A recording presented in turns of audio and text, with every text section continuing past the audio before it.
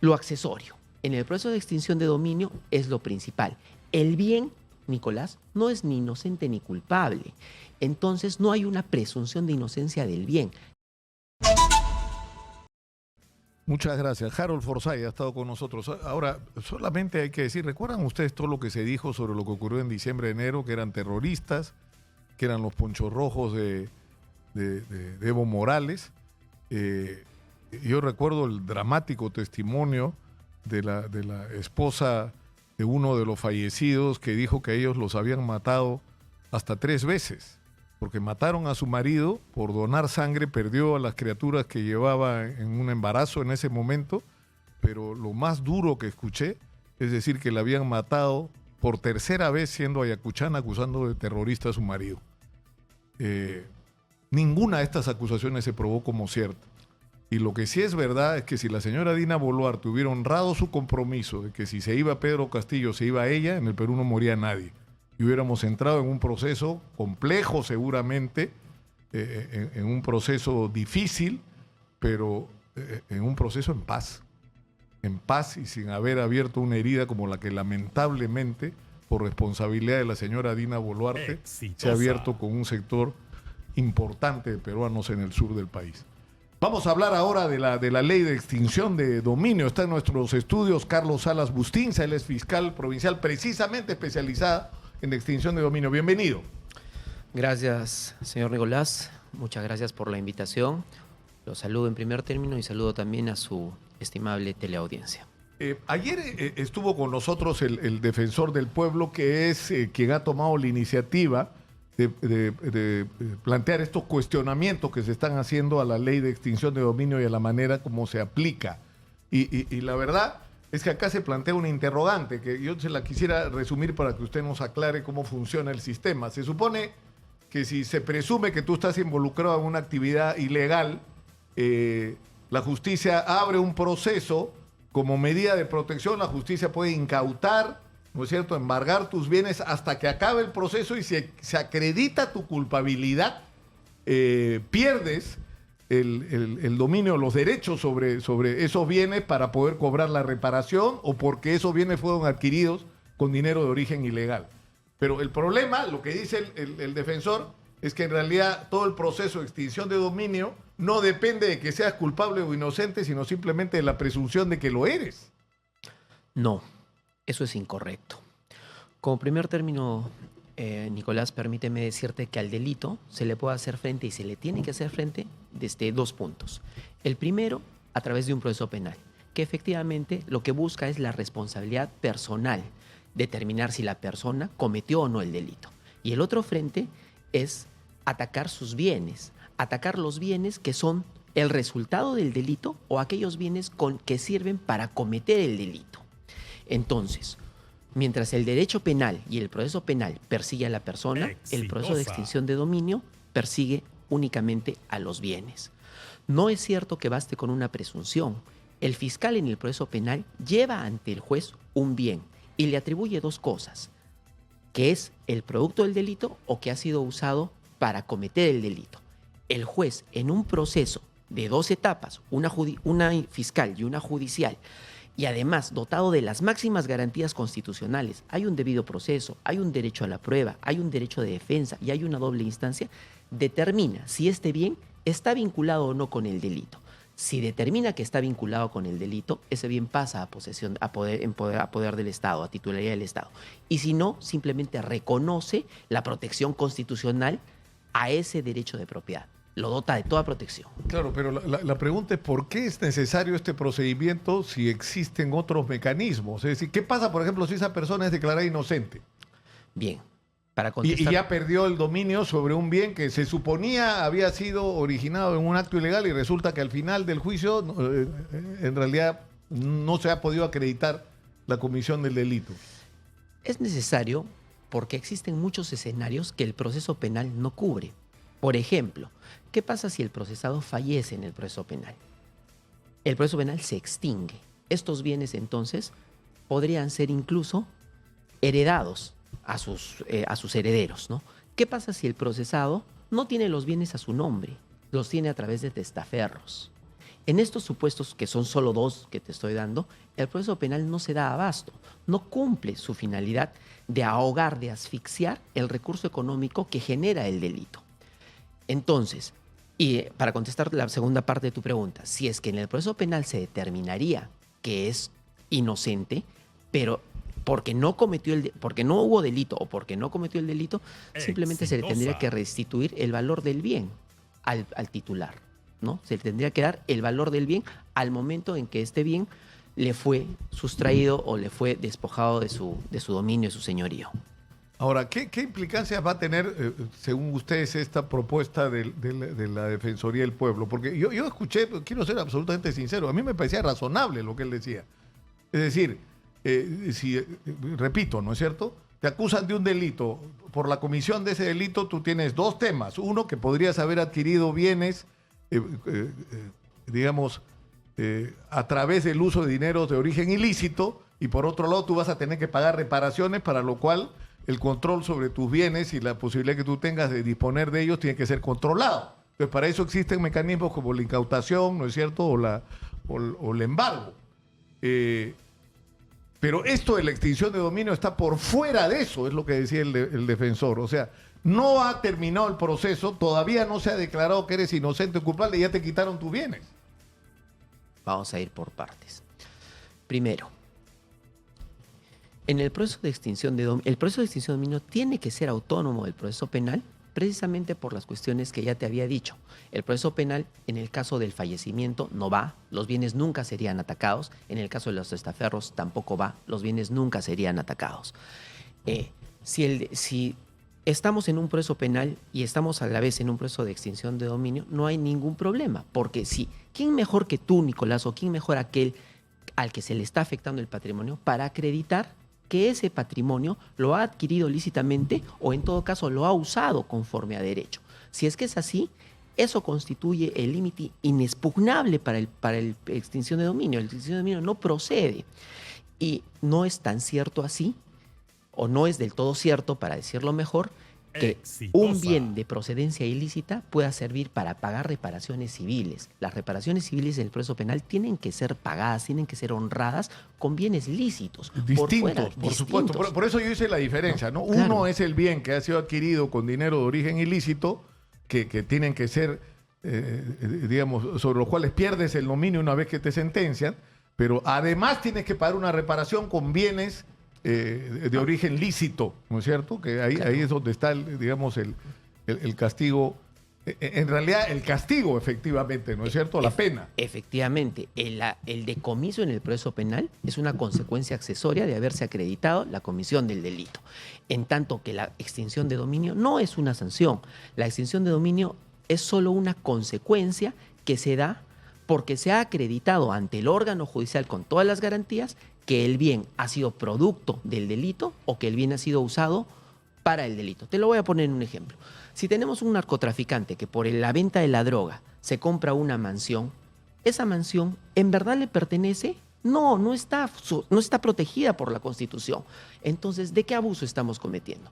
Es más, si este narcotraficante heredó de su padre, de su madre, una casa lícita, pero en esta casa pone un laboratorio para seguir haciendo coca o pasta básica de cocaína, está distorsionando su ejercicio de propiedad, no lo está usando conforme al bien común, a su función social.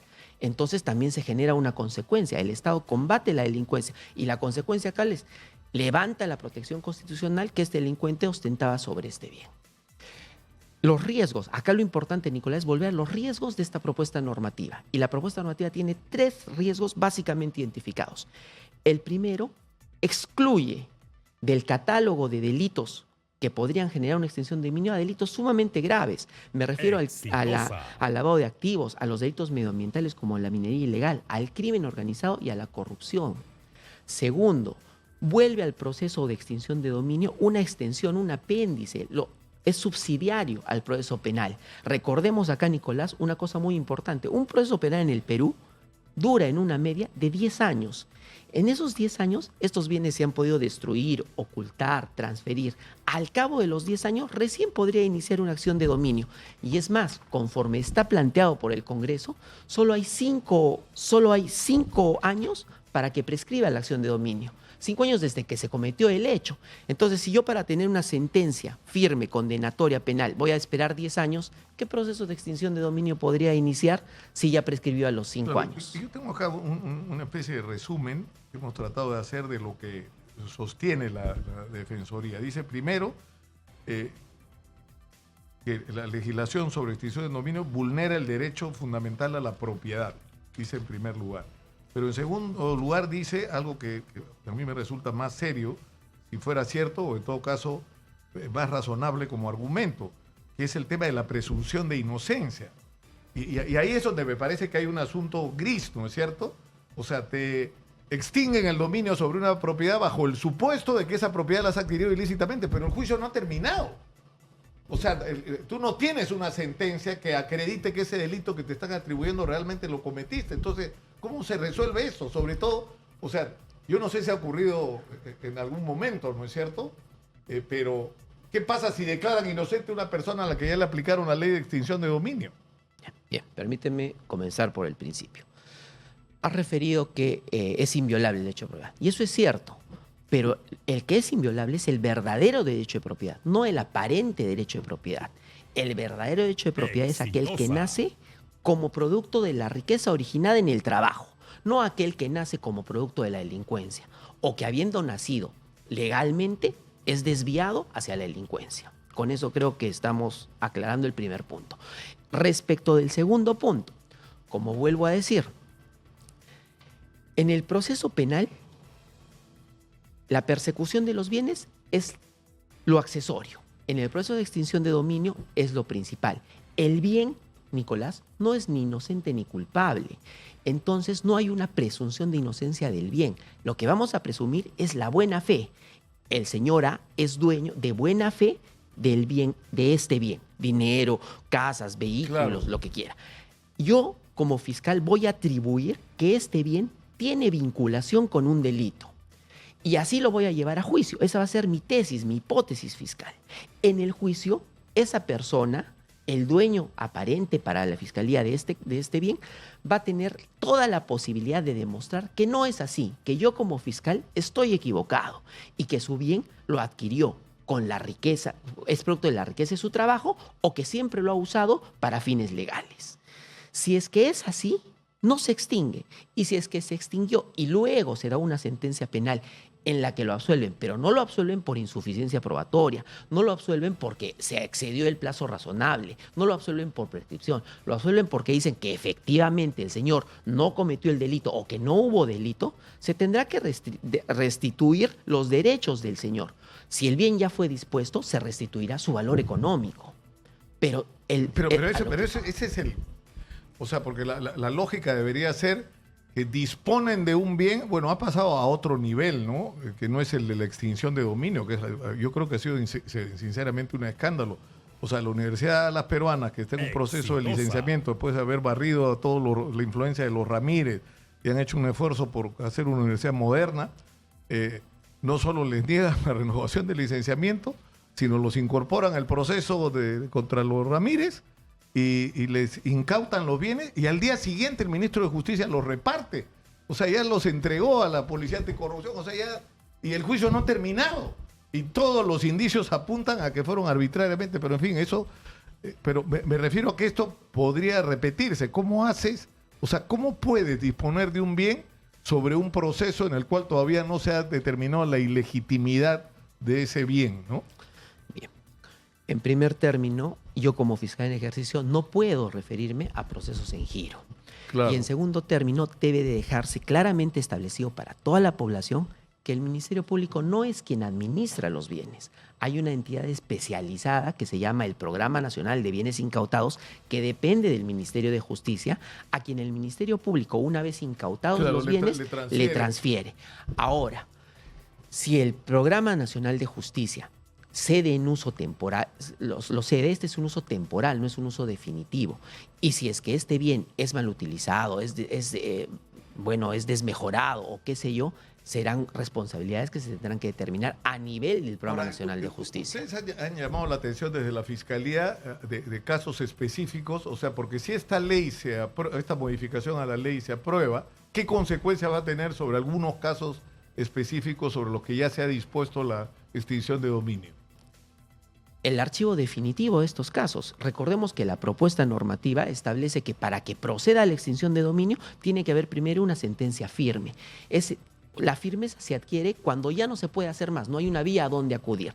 Se agotó la casación, se agotó los procesos constitucionales. Eso demora más de 10 años. Exitosa. Hay casos como los que se ha dicho en los medios públicos a través de la Fiscalía de la Nación, el caso Vladimir Cerrón, el caso Orellana, los expresidentes y otros más que vienen de delitos de gran importancia que no tienen una sentencia previa. Entonces esos casos, según la propia norma, que es de aplicación inmediata, se publica y al día Tendrían que siguiente restituir se los bienes archiva, y por en todo supuesto. caso habría que esperar a que termine el juicio para poder tomar Claro. alguna decisión sobre ello. Y la pregunta lógica es, de acá a 10 años, ¿alguno de estos bienes va a tener el valor que tenía ahora? ¿De acá a 10 años alguno de estos bienes va a seguir en cabeza de los que está ahora?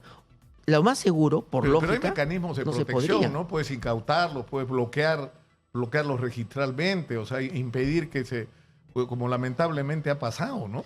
Pero por supuesto, y de O hecho sea, ya- Odebrecht y OAS, para no ir muy lejos, han vendido OAS, además, escandalosamente, el contrato original de OAS le permitía vender su posición en la concesión, lo cual o sea, no debería tener ese derecho el concesionario, ¿no? Nicolás, efectivamente, y sí, a tu pregunta, ¿hay mecanismos de protección? Por supuesto, y es la justicia de extinción de dominio, la justicia especializada, la que prefiere incluso los mecanismos de protección menos gravosos. La jurisprudencia se ha decantado por preferir, por ejemplo, la inhibición en el tráfico comercial sobre la incautación. A mí me interesa que el bien permanezca contigo hasta que se demuestre que ese bien es de Claro, origen por o no es de supuesto. y recién ahí quitártelo. No se prefiere la incautación. El fiscal tampoco pide la incautación. Evidentemente hay situaciones en las que no se puede pedir una Ahora, ¿cuándo incautación. se va a resolver esto? Porque ya está en la etapa final, ¿no? Ya está En etapa, el proyecto de ley está para una segunda votación y se entendería que esta segunda votación es cuando se reanude la legislatura ordinaria. Y respecto a la acción de inconstitucionalidad, la presidenta del Tribunal Constitucional ha dado una entrevista en la que refiere que por la complejidad del tema, esto debería tomar un mínimo de 2 meses. Muchas gracias por estar con nosotros. Gracias Y a ti, vamos Nicolás. estar- Y solo sí. te pido un minuto para llamar a la población a que esté atenta porque la lucha contra la corrupción... Tengo que ir a la pausa y lo que tiene que decir creo que es relevante, por eso vamos a regresar con usted si nos permite.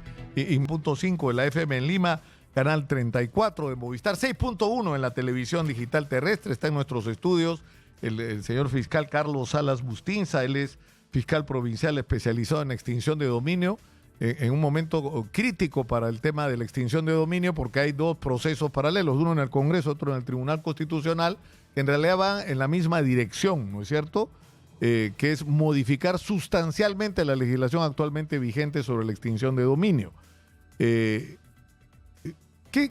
Yo tengo la impresión de que así como van las cosas se va a aprobar tanto en el Congreso como en el Tribunal Constitucional, ¿no?